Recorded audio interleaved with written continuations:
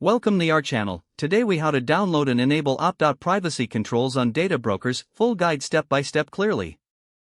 To begin, access your preferred web browser. In the search bar, type data broker opt-out forms. Select a few make a list of the data brokers you want to opt out from. Now, visit the website of each data broker on your list. Look for a section dedicated to privacy or opt-out options. Some websites may require you to create an account. If an account is needed, follow the prompts to sign up. Once logged in, navigate to the opt-out section. Fill out the requested information accurately. This usually includes your full name, address, and sometimes your email. Double-check that all information is correct. After completing the form, submit your opt-out request. Keep an eye out for a confirmation email or message. If you don't receive one, follow up with the data broker directly. Repeat this process for each data broker on your list.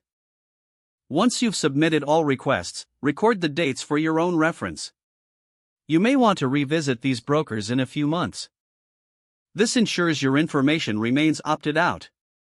Consider using privacy-focused tools to monitor your data online. Utilize additional resources that assist in managing your digital footprint. Engaging in this process helps protect your personal information.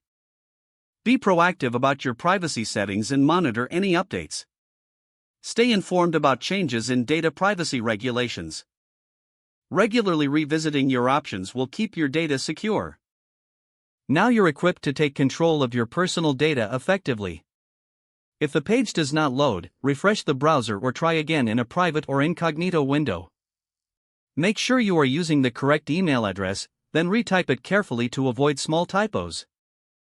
If your password is not accepted, use the reset option and create a new strong password you can remember. Don't forget to like this video and subscribe to our channel for more step-by-step tech guides.